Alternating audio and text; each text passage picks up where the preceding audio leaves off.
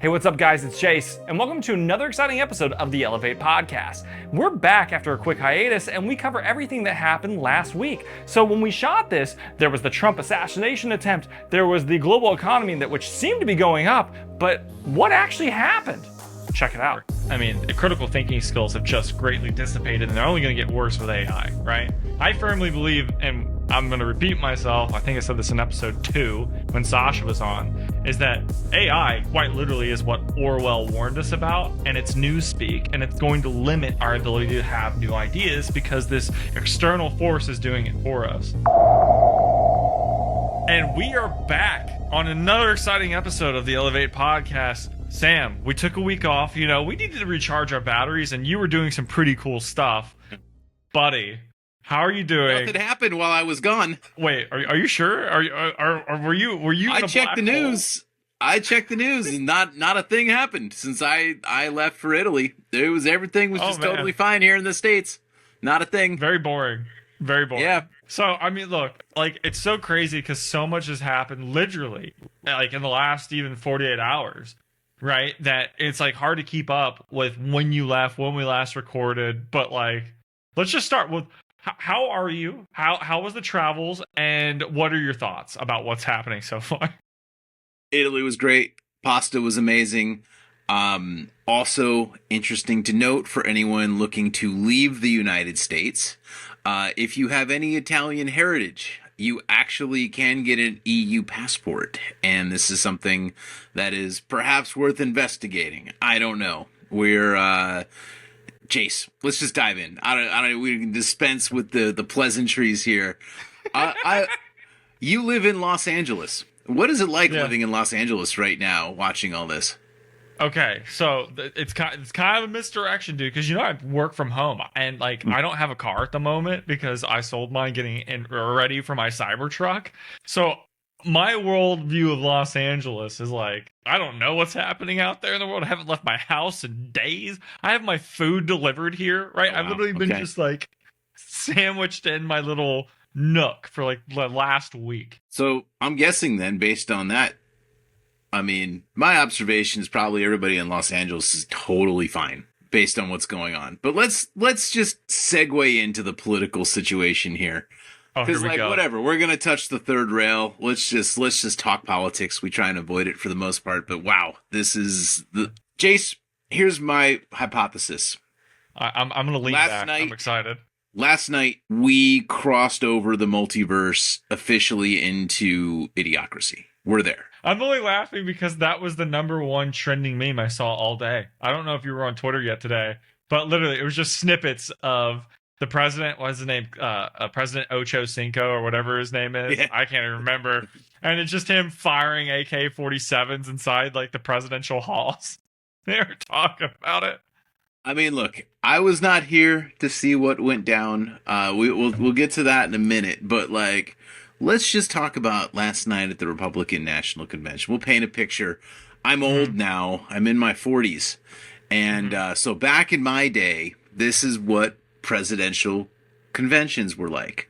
You'd have a lot of politicians get up and talk about how the other side was really dumb and how their policies and their things that they wanted to do for the country were really smart. Everybody kind of knew that like it was all bullshit, but at least they pretended like they had a plan. They even talked about having solutions. They talked about them. They had bullet points. They had paraphernalia that went out with like ideas. Now, we all knew that those ideas were absurd, but like, and the people in charge were all questionable for the most part. However, last night, I mean, I went in and I was greeted with Hulk Hogan. Hulk Hogan comes out and says all the Trumpites are gonna run wild on America, and that this man is a hero and an action hero, and you just got Trump sitting there like an 8-year-old kid being like, oh man, I remember when Hulk Hogan was WWF champion, and now he's talking about me like I'm a real American hero. He's so right. And that was followed up by the, typically in past, back when we had a, back when we had a country, the musical acts would be, pretty chill. You'd come out and like it would be like just, some kind of R&B song. Somebody would come out and do something. But what do we have last night? We had Kid Rock. Kid Rock followed up Hulk Hogan and came out and did whatever Kid Rock does. And it was like, and then you watched all the like Southern Republicans pretend to bop their heads to it, and the Trumps. It was really nice enjoying watching like Eric Trump bop his head to Kid Rock. I was like, it was chef's kiss. And then we went from there immediately into the person who's going to introduce our Republican nominee, right? So ordinarily in years past that might be anyone in politics, but who did we get last night? We got Dana White from the UFC, bringing out the man, the myth, the legend, Donald J. Trump, out onto the stage, and mostly just talking about him like, yeah, he's just the toughest guy in the entire world. Now, well, before I get to that, I do have a theory on what might have actually happened. Hulk Hogan was there, but then Trump comes out, and the first 15 minutes of his speech are just talking to us as if we didn't see what happened to him. He's just recounting every detail of what it's like to be potentially assassinated in Trump speak. And you're just like, and then I just gave up and left at a certain point. And apparently he went on for another 70 minutes. And like, this is where we are, Jace.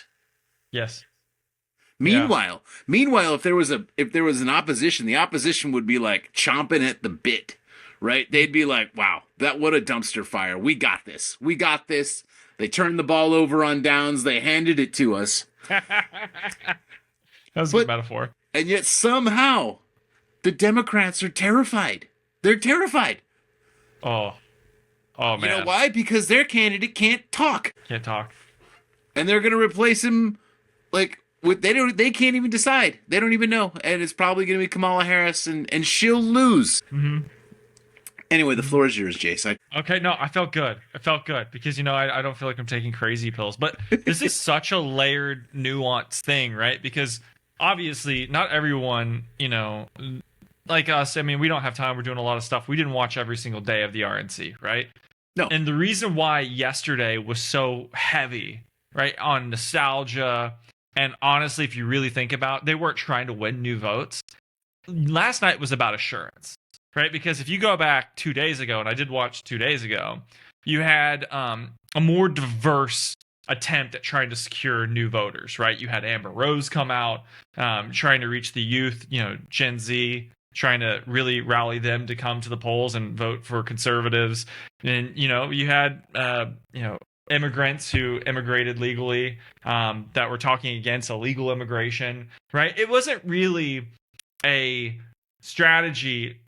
I'm referring to last night. It's like, hey, we're trying to secure new votes. We're trying to assure our base that we still have like the legacy attempt of trying to rally the base, right? That's what it was. Because Kid Rock, right, led the movement, with Bud Light, right? So he's this folk, hero to them, and what they're trying to do with that's anti LGBTQ, right? And so that's basically what last night was. I could ramble on and on about that.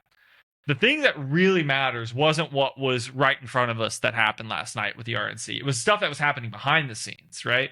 And I'll give you some more specific examples, which was, off the main stage, Trump was giving speeches about, the Fed, right? About digital assets and Bitcoin and CBDCs, and really talking about his policy and his strategy to ensure that America would really propel forward on these new financial strategies to bring inflation down and to bring the debt down. And it was pretty good, right? You know me very well. I'm not a Trump fan, but I can see what he's talking about, right? Look, okay, well, actually, I'm curious because I don't really know his policies because he doesn't talk about them, in his speeches. But I'm curious, what is his policy on Bitcoin? Like, and what's he going to do with the Fed, or what does he say? Yeah. So to anyone that's listening, to give you some context, I'm a crypto maximalist, right? I'm not a Bitcoin maximalist. I'm a crypto maximalist, and I'm really deeply involved in the crypto space. And that's why I know so much about his policy stance, because I care about it deeply. And to answer your question, Sam, is he's full sending Bitcoin, absolutely full sending Bitcoin, to the degree that he's even talking about possibly backing the dollar with it, right? Well, they should. And I know, and I'm like, wow, okay, that's very smart, right? And I didn't expect it. Kind of hit me out of left field. Yeah. All right. But so this is the strategies I'm talking about that are off screen, right? That are only really hitting people in the face if you're deeply on the web and you're seeing this stuff. But you have people like David Sachs, Elon Musk, and so on and so forth. I go down the list of all these billionaires that have come out of the woodwork, like Donald Trump, right? And a lot of it has to do with deregulation. It's really resembling what Reagan did when he came into power. And that's kind of what's happening. And last night was a farce. It was like, good feelings, nostalgia, Star Wars, like, let's make Star Wars A New Hope 2. It was crazy, and I was like, wow, I just wish they were more direct about what they're trying to do. And the reason why I'm bringing all this up is AOC. Did you see what she did last night? I saw she said something about, or I saw some tweet from her, but I didn't see what she did. Anyway. Yeah, and so once again, don't like nor dislike AOC, but I respect that she has a voice, and so I pay attention to it, right? And what she did last night is she did a hour-long Instagram live last night, basically breaking down the RNC and saying her views on it, and saying this is what she didn't like, this is what she liked, or etc. As well as the thing that was kind of shocking, as she went in depth on what's happening in the Democratic Party and how they're just scattering everywhere. And what I took away from it, and what she volunteered, is that the Democratic Party doesn't know if they're going to support Kamala Harris. And why is that important? It's important for one reason. It's important for a multitude of reasons, but it's important for mainly one reason right now, which is that the money that's secured for the campaign, if it doesn't go to Kamala, it's locked up. They can't use it. So there's this big war chest that literally has an expiration date on it. And if the DNC can't get behind Kamala Harris as the president, that's what they're putting for. Oh yeah, it's so it's they can't give it crazy. to anyone else besides her.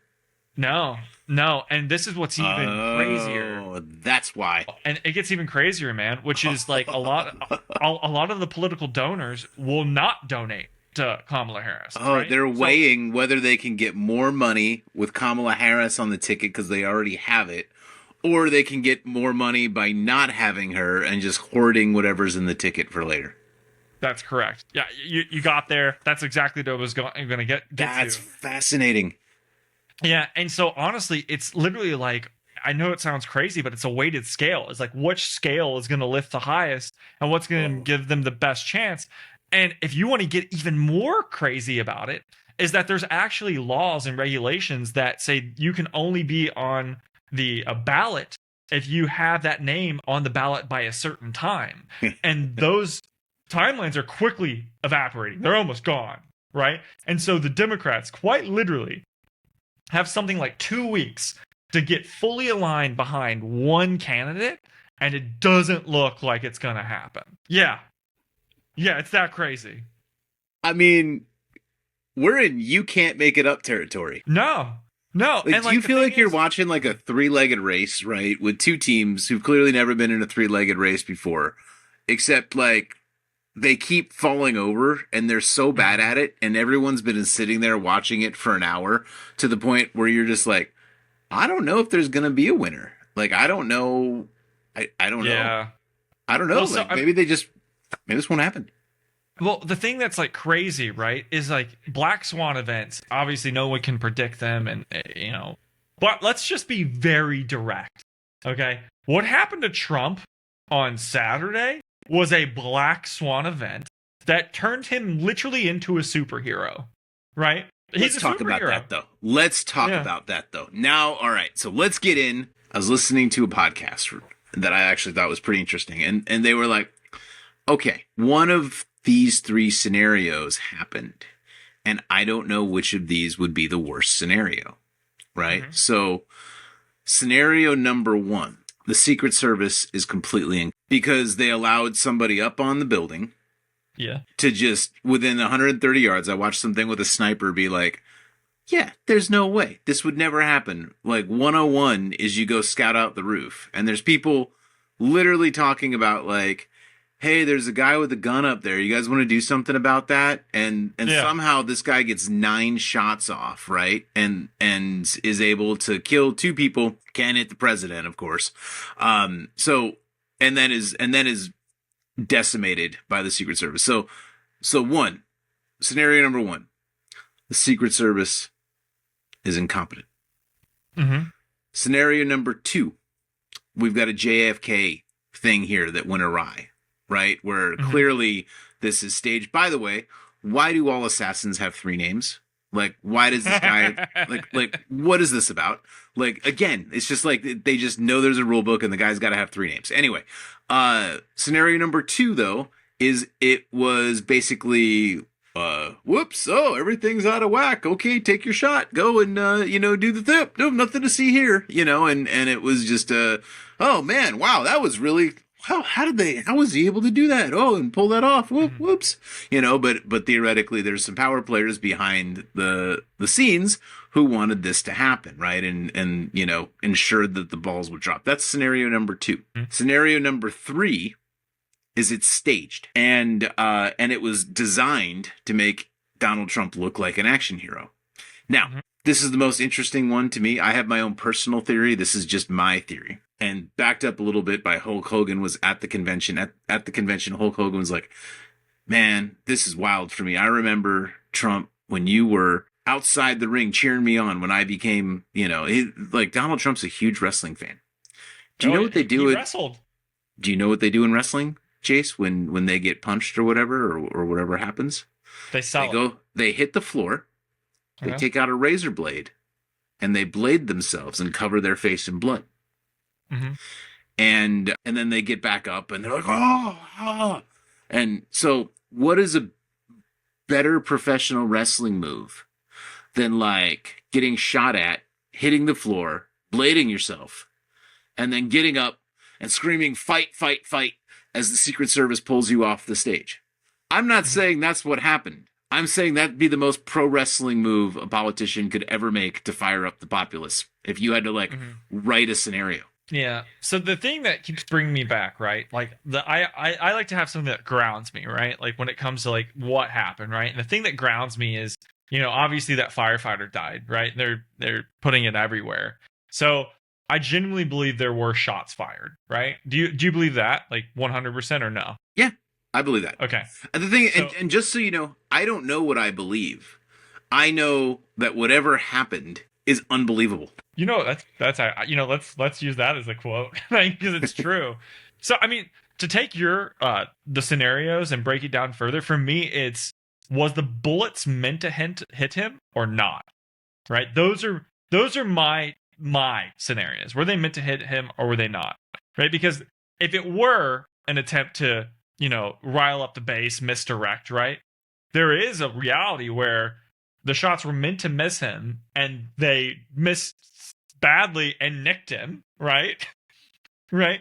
Or it was like Occam's razor scenario where really someone did take a shot at him. Was that person allowed to take the shot? That's where I am now on the fence, right? Let's say it's Occam's razor. There really was and that's where what's worse? Is it worse if that person was allowed to take the shot or the Secret Service is totally incompetent? Well, I mean, those equate, man. Those are 1-to-1. If they allowed him to take the shot, that's just absolute ineptitude, right? Because no matter what, think about this, Sam. No, if they allowed him to take the shot, then that means that somebody in charge told them to let him take the shot.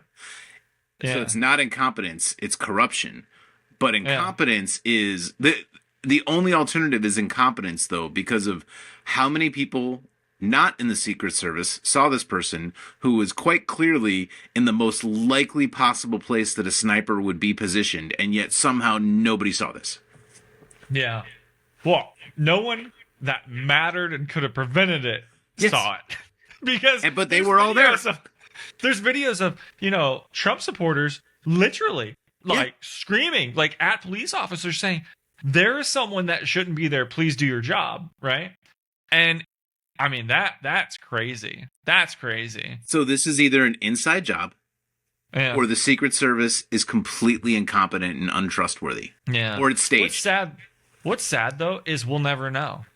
We'll never know, dude. No. Ever. And it just rolls back to the thing that happened, right? That I know we both agree on, is that now Trump is a superhero. He's an absolute action movie star now. And to go back just real quick, because I'm going to set you up. I'm ready to set you up, and I want to hear you go, right? Is that happened, right? That freaking happened. He's now an action star. Who in their right mind would run against him? Right? The reason why the Democrats are freaking out, all right? Try to convince Gavin Newsom right now to step in the ring. Like, try. If Gavin has even like a modicum of intelligence, right? Which I think he does. He's gonna go, no way I'm running against Donald Trump this election cycle because I know I'll lose. So you really think, well, so for me though, like, I mean, I guess maybe it's just because I'm not susceptible to this type of thing. Because I'm like, he's not an action hero. And, like, the truth of the matter is, like, I just am totally not intimidated by, like, the things that come out of his mouth because he has zero relationship to the truth. So, like, the question, I just, like, but the problem is we have such a stunning lack of integrity and leadership in politics that people will only evaluate whether they should run for something based on what the odds are and how bad they'll look if they lose versus whether their policies are right or for the American people. And that is the whole problem. Mm-hmm. Unless you're someone like Andrew Yang. I don't dislike Andrew Yang, by the way, but Andrew Yang, 100%. I would like to note that I voted for him in a primary once. Is that the reason why he ran is book sales. He knew that if he ran to get his name out there, sell books, right? And a lot of people in politics run knowing they're going to lose, but they're going to increase their public profile and maybe they can do something in the future with it. That's my only addendum, because you are right. Like, nobody wants to be seen as a loser, because then you wind up like Al Gore, right? Once again, whether you liked him or disliked him, after he lost against George Bush, that guy just rode off into the sunset and never really been in the political scene since.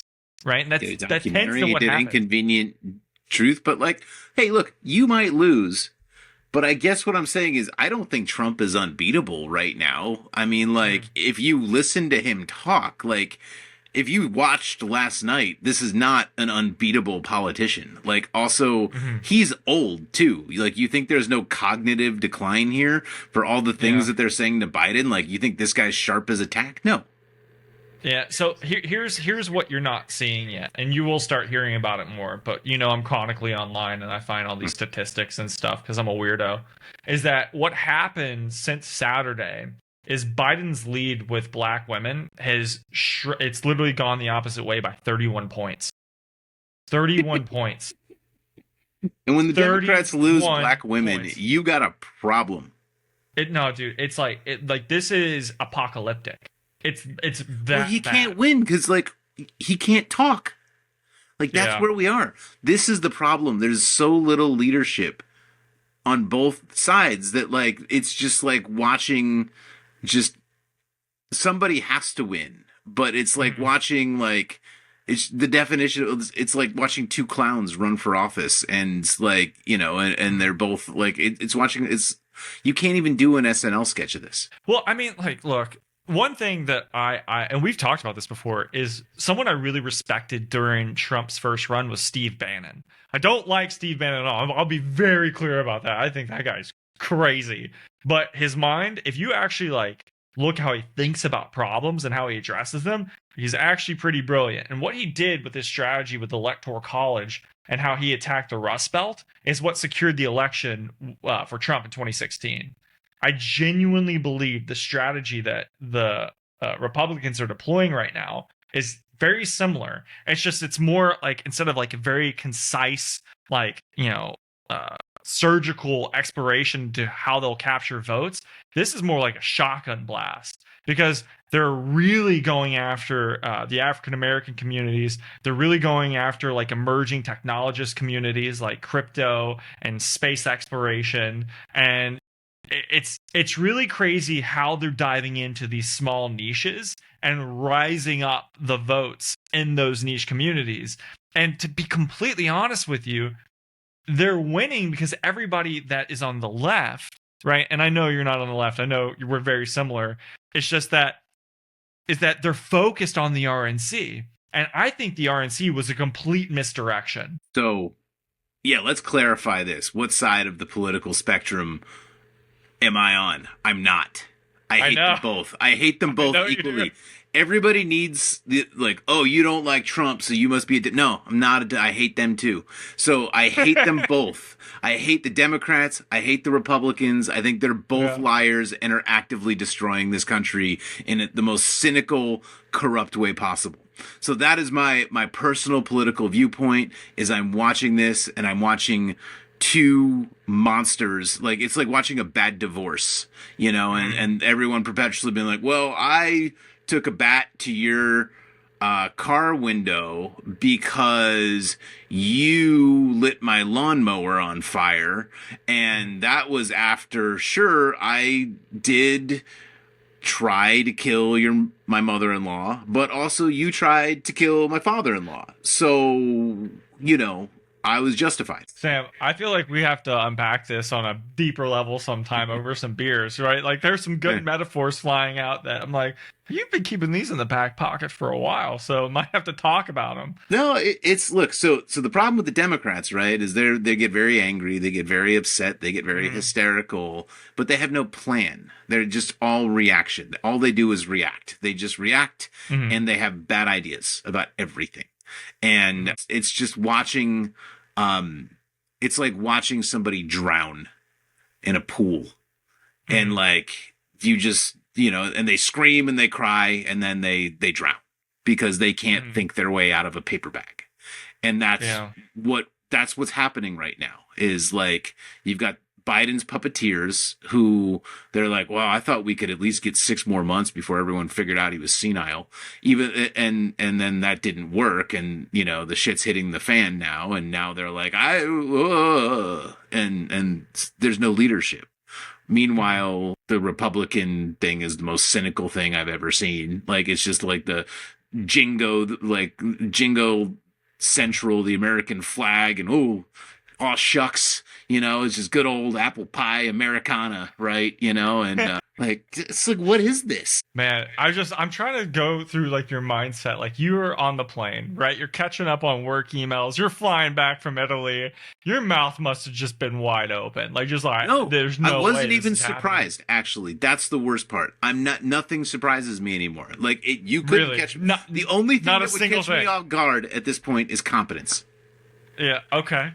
All right.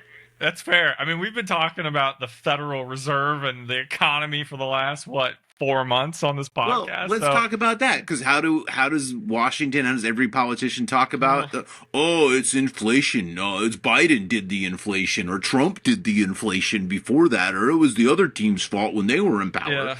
Is any of that any semblance of reality? No, they don't talk about what's actually going on. No, and dude, we both know that inflation truly started when the money printer started. That's when inflation started, but nobody likes to talk about it. You'll never see a politician say it. They can't, because then they would admit that they were all complicit the entire time.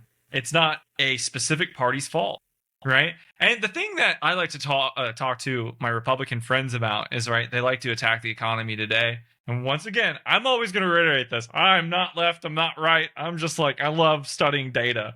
And the real reality is inflation lags. All right. It's not instantaneous. And the real reality is any president and any administration during the COVID epidemic would have printed as much money as the Trump administration did. And what's unfair is to attribute inflation to Biden. I do firmly believe that. I do believe, though, Biden had the opportunity not to escalate it, and he just kept on printing checks and sending them to places like Ukraine And it's like, wow, okay. And I don't have a problem with Ukraine either. It's just the point we're both going to, I imagine, agree upon is that inflation is such a misdirection because it's universal across every party. Well, it's mostly the misdirection is nobody really wants to talk about the 800-pound gorilla, but the 800-pound gorilla keeps getting angrier and louder and keeps killing people in the room. And Yeah. people's like, no, I don't. Oh, that person died. Oh, what happened there? That was weird. Yeah, but no, I don't see any gorillas. There's no gorillas here. What? No. It's yeah.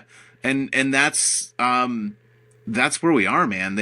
There's such a refusal to engage with the truth, and there's such a knee-jerk reaction to just blame the other team versus having the biggest problem that I see in this country is everybody has lost the ability or interest to apply critical thinking to anything.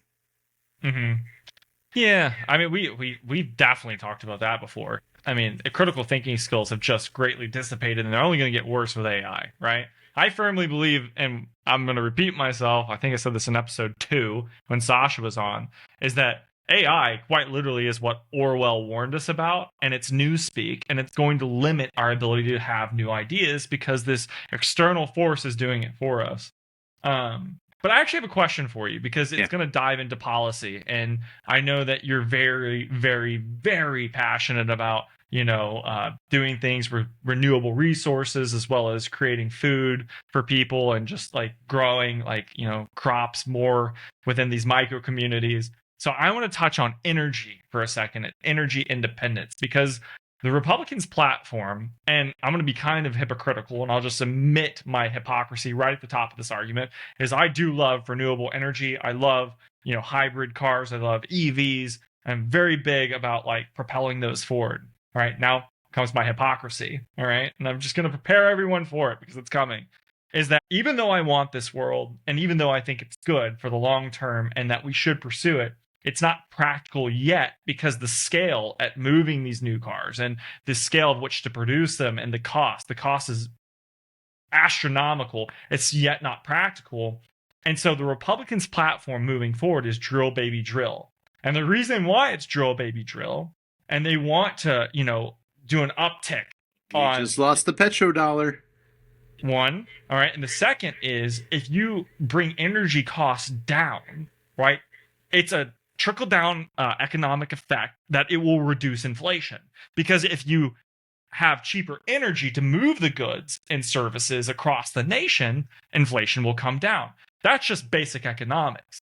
And so they are really pushing that forward, and it is a practical plan to bring it down, but at what cost? So with that being said, Sam, I turn the mic to you, sir. Okay, very simply, what makes more sense to you? Completely demolishing the Earth's resources and insisting on monoculture, which only creates deserts throughout the world, and basically insisting on doing things the way you've always done them because that's the way you've always done them, even though there's documented efforts, evidence that there's so many other alternative ways.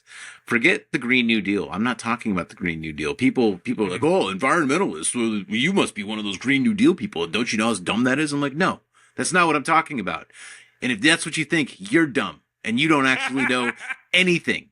Google permaculture and regenerative agriculture and then come back to me and let's have a real fucking conversation, you idiot who only reads mainstream media. So that's my thoughts there, which is we keep having this bizarre conversation about two bad choices, right? So either you've got to drill, baby, drill, or you've got to have the Green New Deal where you use overpriced, corrupt solar panels that don't even allow you to have your own power, that need to feed into the grid, and into the grid, and you need to have EVs that don't actually save power because they're not connected to solar power. So there's as if when you plug your EV in, it's not burning gas or oil or electric, as if that's not the core power source that it's coming from. The power still comes from somewhere, even though you charged your car. So where is it coming from? That's the problem you got to solve. But nobody wants to think about that. They just want to have the boogeyman of like, oh, you're either a dumb snowflake Democrat, Green New Deal pansy, or you're like, drill, baby, drill. I guess all we could do is oil, right? And it's such a false equivalence, like lack of critical thinking, either or. Like, why do we only have those two options, Jace? That's what I want to know. Why are we that stupid? Well, I mean, you nailed it, man. It's just that the division has grown so greatly, right? That's why it's either or today. When the reality is it should be in parallel. And there are a lack of incentives for the oil industry to shift, right? So let's go back to the Biden administration. Actually, I can articulate this really well just with his administration. Not an attack on his administration, but in my opinion, it was a mistake. Which is they killed the Keystone Pipeline, right? We know that. Day one came in, slashed it. Whether you agree with that or don't agree with it, not really the issue. The reason why I'm calling that out is that within the next 2 months, he went to all the major oil refineries. And they were talking about like the energy crisis and saying that they needed to modernize the refineries, and all the money that would take to them really wasn't worth it, because if you looked at all the legislation that was coming down, the pipeline, it was going to directly attack the oil industries. So like, we want you to modernize the oil refineries to give us more oil. But by the way, we're going to try to shut you down within 10. So it's just like, how does that work? Mixed messages, right? Can we acknowledge that maybe, hey, we could continue to use gas and oil, but maybe we could like think our way through the best way to pivot into cleaner, more efficient energy sources that leveraged a variety of different types of power and holistically took an approach that maybe took 10 or 20 years, but like actually used intelligence and systems and tried to sit back and like construct something competent versus just like whatever the hell it is these people do, where they just sling stupid proposals back at each other that are bought and paid for by some special interest that have no interest in solving root problems of anything. Yeah. It's just, I mean, you nailed it, man, though. Like, you nailed the problem. I don't know how to fix it, but the either or, let's just call it the either or isms of energy that's the problem. But what's the solution? I don't know. No, the solution is taking the time to unpack the issue long enough, like to actually like have a intelligent, reasoned conversation to construct a good solution. Like, it's like basically this country is like two people like getting out of a car after their tires get like busted up by a pothole and like getting angry at the pothole that the pothole's there. Then they get into a fight with each other over who needs to pay to fix the pothole. Then one person takes a swing at the other person and knocks that guy out. Then that guy's got to go to the ER, and then the other guy gets arrested. Both cars are impounded, and the pothole's still there. That's this country. Once again, you're just firing nukes today on metaphors. I mean, I saw the whole story in my head. But yeah, you're right. You're right. Like, who's going to fix the pothole? And you know what's sad is probably at this point, no one. And everyone in this country are those two people, the one that's in the hospital and the one that's arrested. And we're going to continue to be either in the hospital or in the prison until we figure that out. But it's not hard. I guess what I'm saying is there is such a happy medium to be had here. It's why it's so frustrating. Like, this energy policy is solved in many other places on just smaller scales. Like, if you look around, I would agree with that. Yeah. Like, people know how to set up circuits and they can balance power. There's lots of different things. If you look at any environment, you can set up and even look at the way it's positioned and figure out the optimal way to configure power in the smart way and set things up.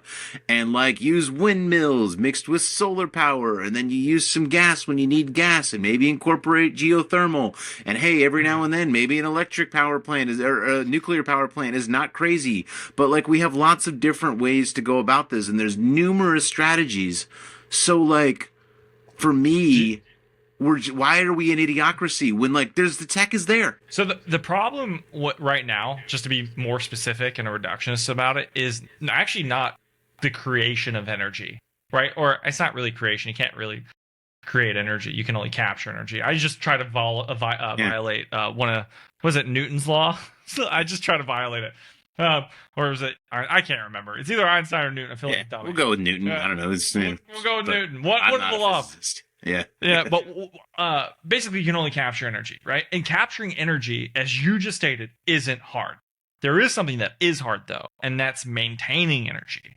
Energy storage is a major problem. And the reason why it's a major problem, and we've talked about this before, is that to mine the elements to create these batteries is actually very invasive on the environment, right? And so let's say that we figure it out, right? We figure it out. Then we have to modernize the grid, and that's the problem, right? How much money do we want to invest in these microgrids? Let's talk about this, because yeah. All right, so here's a question, simple question for you. I was just in Europe. Do you think the way that we use plastic in this country is more or less efficient than it was 70 years ago? Oh, dude, it's less efficient because we have such an overwhelming use. Back in the day, there used to be a milkman who would bring glass bottles around and would drop some milk off at your house, and you'd use the milk, and then you'd put the bottles back out, and the milkman would come and he'd take the bottles back, and then he'd bring more milk for you. And these were all in glass bottles, and they just kept reusing them over and over, and the same person just brought you more and more milk. And the milk was higher quality. Do you think the milk is better or worse quality than it was back when there was a milkman bringing milk in glass bottles? I mean, it was better quality. Let's be honest. Everything is going downhill in this country when it comes to food. So let's think about that, right? Because in my opinion, the same thing applies to energy, right? Is we just have this like consumer-based culture where we don't care about the consequences or coming up with a system to harness it. We just need it. We need it now, and we just whatever it takes. Burn whatever you got to do. Drill, baby, drill. Screw the mountains. Screw the pipeline. Who cares if indigenous Americans remotely, that's sacred land for any of them? Screw it. We need it, and don't think about it. Don't think about if there's a better solution. We got to feed the beast. Right? Mm-hmm. Versus, I was just in Italy. Do you know what tastes way better in a bottle than plastic? Soda. Like, have you had a soda, like a Coke or a Fanta in Europe in a bottle? Like, they're 8,000% better. Why is all of our stuff in plastic? Why? I don't know, man. BPA's, like it's good for you. And, aluminum poisoning is good for you, you need it. Like, there's nothing better about this, but why? Why, Jace? Why? I mean, it goes back to supply chains. Is like all these existing supply chains already, have a foothold on people. And let's be honest, man, it's the same thing as pharmaceutical companies. How they're always lobbying doctors. Hey, use my pill, and every time you give it to someone, then I'll give you a kickback, right? We know that's happening. Well, the same thing's happening with the bottling plants, right? If you want to read something interesting, go down a rabbit hole. When you get a chance, look at the monopoly on bottling in this country. It will blow your mind. I'm going to get sad, aren't I? Yeah. Oh, you're going to get so sad. And then look at baby formula monopolies. Those are freaking, that's crazy. The only reason I know about that is because one of the baby formula companies blew up like a year ago. Remember that? And there was a baby formula shortage. Yeah, you remember that? Oh, dude, that sent me down such a rabbit hole. It's actually crazy. And so basically, look, I'm definitely a capitalist, right? To anybody that thinks I'm not anything other than that, I apologize. I'm a capitalist. So I understand why they're doing it. But all these companies are growing and they're just killing off competition. And it's so insane. But here's the thing, though. I'm a capitalist, too.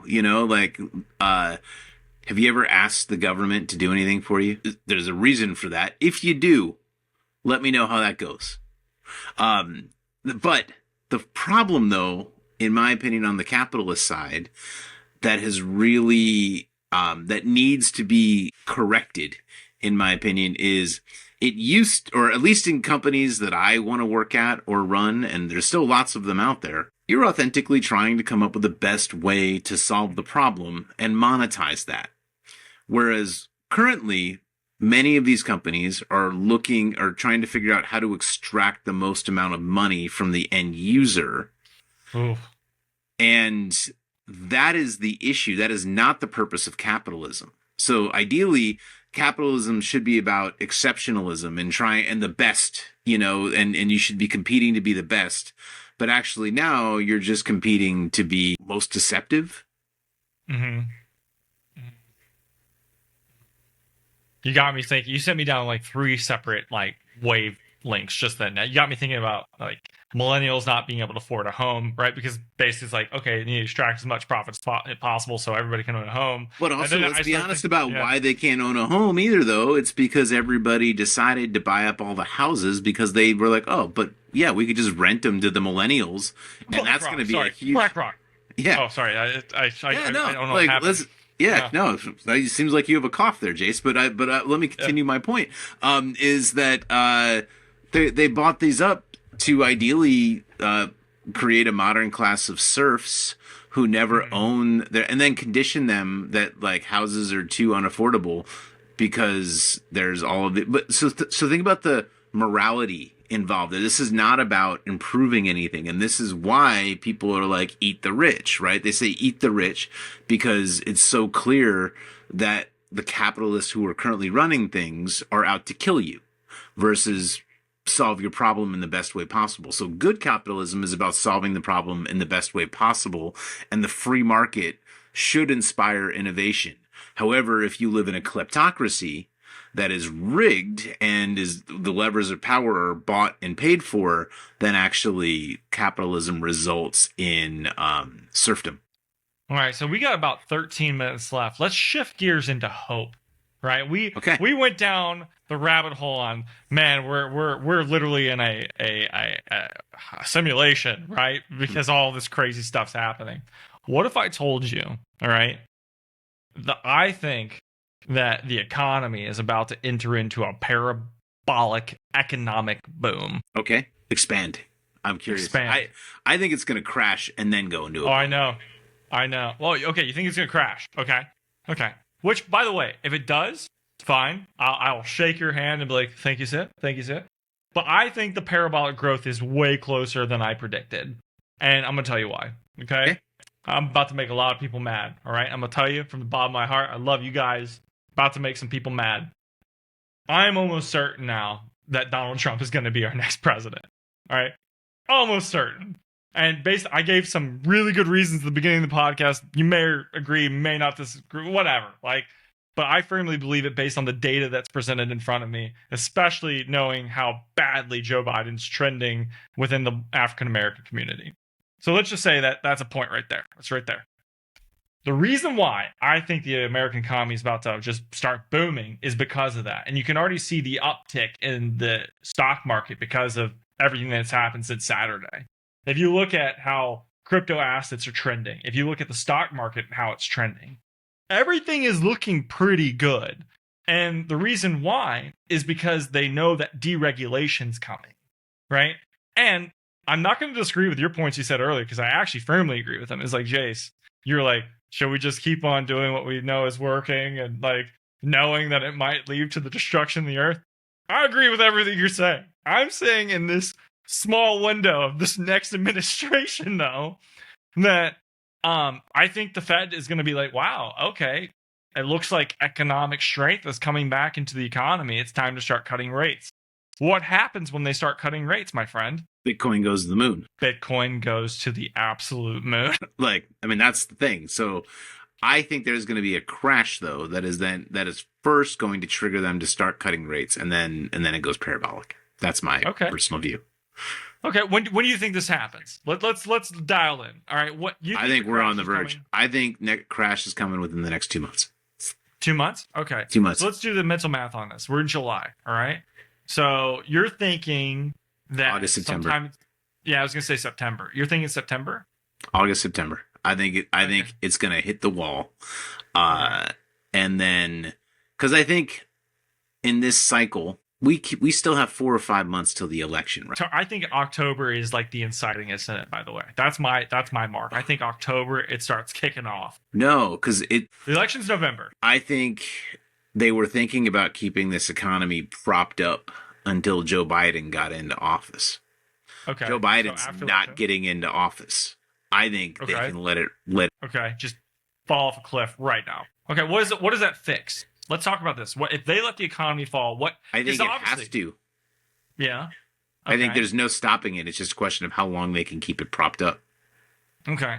So I'm not ignoring, by the way, like the indicators, the cultural indicators where credit card debt is at an all-time high and savings is at an all-time low. You literally have this happening right now for ability for people to pivot and like save their lives and their livelihood. So I'm not ignoring that. I just genuinely believe that they're going to deregulate so hard and so fast, right, to give the illusion that Trump saved the economy.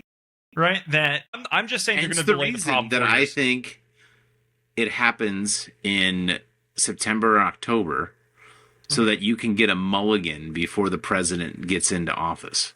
That's smart. Okay, I'm going to repeat that back for our audience if they didn't really catch what was happening. Sam is suggesting that hey, billionaire friends, just wait, just not yet, just wait, buy the dip. We're good at buying the dip. That's what Sam is suggesting is that we're going to tank the economy so people can get in, restructure, reallocate their portfolios so they can ride the economic boom in the next administration. Is that accurate? Yeah, if I'm them, I am selling right now at the peak a lot of my stocks. I'm taking I'm hoarding a lot of cash, keeping it on the side, waiting for shit to hit the fan, and then I'm going to buy in shortly after that happens and then watch crypto go to the moon. Okay. Give me some price predictions. So let's get bold. We've never done price predictions. All right. I'm happy to be wrong about this, but I think Bitcoin, I think the stock market is going to drop 50%. And in August, September, I think it's coming. And then I think Bitcoin momentarily will get down to 25. Ooh. Okay. Tasty. And then 25,000. Okay. But I think by the end of 2025, it could hit up to 250. Okay. All right, my turn. All right. I don't know if we're going to drop, so I'm not even that's not my thesis. I don't That's think fine. But I don't you said we're need going to- up. Yeah, you said we're going up. We're actually it's saying going the up. same thing. It's going up. You're just saying we're having a little hiccup. We're saying Little slingshot. Okay. I'm going to skip past that. I'm running like I might be Wile E. Coyote in this situation. I admit it. Okay? You may be Roadrunner and you're smart enough to see the TNT on the pathway, all right? You're just going to wait, right? Got it. My genuine belief is we see $93,000 Bitcoin by the election. All right, look, that's a win. I'm stoked about that. Either way, it's a win. So my personal thing would be where I've tried to position crypto assets is I'm happy if it goes up and I'm happy if it goes down. You're just a happy guy, Sam. I try to be. But if you need something to go to the moon and you're not hedged if it goes to the bottom, which has been me, that's happened to me before. Then you need then it can be very, very depressing. But instead, if you put some cash to the side and you're okay, like and it's there to either buy the dip or it goes to the moon and you sell more, then you win no matter what. Yeah. I just need to know. This is completely unrelated to everything because we only have 6 minutes left, or 5 minutes left rather. Is what do you think my future is as a Cybertruck Uber driver? Well, I mean, dude, that's what is the classification of Uber actually? How do they classify it?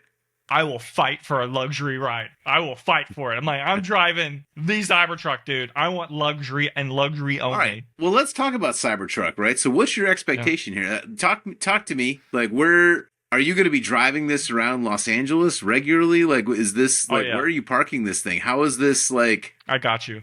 You. Sam, it's so simple. You ready for this? I'm just being very honest about my midlife crisis. Okay? I'm just being honest about it. Okay? See, everybody tries to run away from it. All right, I'm embracing it. I'm saying You're leading in. Do I need this? Nope. Don't need it. Don't need it at all. Do I want it? Oh, you better believe I want it, man. I want it so bad. Will it make my life arguably better? No. Will it make my life worse? For a week? The answer is no. Will it make my life worse? Yes. Higher insurance, higher car payments, Full send, baby. Because you know what? I'm gonna drive like this. I'm gonna drive like this. I'm not married, don't have kids, midlife crisis, full send. You know what, man? Here's the thing. I think people can do anything in this world that they want to do as long as they're willing to own it, right? So own it, man. Like, own your midlife crisis, because that's the only way to get out of it anyway. Yeah. Yeah, that's how I feel about it, right? And if you really lean into it and you're like self-deprecating about it, people actually like it. They're like, man, this guy is just like fully in. He's fully invested in just owning that he's feeling some things inside. Well, Jace, what are you feeling? What is the impetus for your midlife crisis? Oh, dude, I was feeling sad a couple weeks ago because I was certain the economy was going to fall off the cliff, and now I'm like, wow, like we might have a 4-year band-aid. Oh. Here's the thing. I could be right? I'm not going to ignore the problem. The problem is just going to be like, you know what? We're just going to push it 4 years. That's exactly what's happening. Well, here's the other question, though. I mean, like, look, let's be honest about this, though. We talk about the economy as if it's a thing that actually benefits everyone. It does not. Mm-hmm. This good economy that we're talking about, do we think the bottom 50% is going to see much of that? No, dude, absolutely not. This is Reagan trickle down. This is Reagan trickle down in economics all over again. We know how that played out, by the way, right? But this is what I do believe is that we talk about financial education all the time, and we both agree that it's not that great. I think it's better. I think it is better than what it was in the past. And so it's going to be harder to get away with things that they got away with during Reagan and its deregulation and how it really benefited the rich. I think it's going to trickle into the middle class. I really do. Now, are the poor, people within our society going to do well with this? I won't lie. Probably not. But, I like to hope that if we can create more jobs within our society, and that it looks like the Republicans, once again, I genuinely believe they're coming into power. They seem to have a grip on AI, and let's be honest. Boomers hate technology. They're like, you know what? Let's regulate AI. And so I do see a kind of a bright future to enable our society to maintain the ability to do work.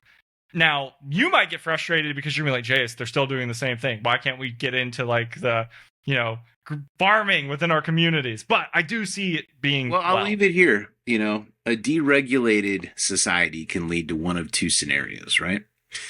The only question is a deregulated society going to empower those who are actively leading the oppression towards the rest of society, which is kind of where a lot of the preferred economics headwinds go? But also what deregulation allows for is, in many cases, it can cripple the established companies and enable new and innovative types of competition to enter the market. Like, for instance, your aviator friend that we had on a couple weeks ago. And so companies like that would thrive in a deregulated environment, but also giant monster corporations that own politicians will also thrive in that environment. Correct. Yeah. No, I mean, I'll leave it at that. I mean, that's a perfect summary because it's accurate. So the question really comes is who wins? Entrepreneurs who are trying to improve the world, or, monopoly men who are trying to own it? I mean, let's just be hopeful that everyone wins, even though that's naive. Let's just be hopeful. Sam, take us out, man. We're at an hour. Take us out. All right. We're in idiocracy. So I believe we live in two worlds. My personal opinion. I believe much of our society is living 100% completely in idiocracy right now. They are buying all of the things they are seeing hook, line, and sinker, right down to believing that Donald Trump is God's chosen one because he moved his head at the last second. I'll remind people that there's many people who have not been assassinated when people shot at them in the past. Hitler was one of them. I don't know that he might have been chosen by God to make it through that for other reasons. So before we pull that trigger, right, there's two parts of this society. There's the society that does not critically think and believes that we live in, is living in idiocracy. But then there's the other part of this world where all of the solutions are currently present. Every single thing we need to solve every single problem we are currently facing has been developed technology-wise, and somebody in this country is currently using it and would, on a scalable level, be able to improve every aspect of our society simply by streamlining and applying basic common sense and existing technology to the problem. If only we could figure out how to talk to each other about the best way to do that. Well, Mr. Messman, it was a pleasure talking to you. I missed you. I was having Messman withdrawals, you know? Like sorry about that. You know, Dude. you were out competing. You were being the man. No, I wasn't. I did not get to compete because I did not hurt my leg grappling. I hurt my leg walking. That was the embarrassing side of this, but I did get to film a whole bunch of it. But yeah, it was rather embarrassing. I was not able to compete because I hurt myself walking. So not the man. Are you good now? Huh? Are you good now? No. Like I'm sort of good. I was good. I was able to walk around Italy, but then one random night, my knee fell out of its socket, and I had a very scary evening, like trying to like fit it back in, and then I did. And that was fine. And then I got home. I literally unpacked my bags. I sat on my bed and re-injured it again. But now it's like fine. The next, I don't know. It's a mess, man. Like, You're just yo-yoing right now. Just yeah, I yo-yoing. I don't know. Knees are weird things. I don't know what the deal is with it, but it's I'm just hoping it's all gonna go away and it'll be fine. Okay, probably like a lot of people, you know, within politics. Maybe they'll just go away. So Head firmly in the sand, Jace. yeah, love it. All right, guys, that's going to do it for this episode.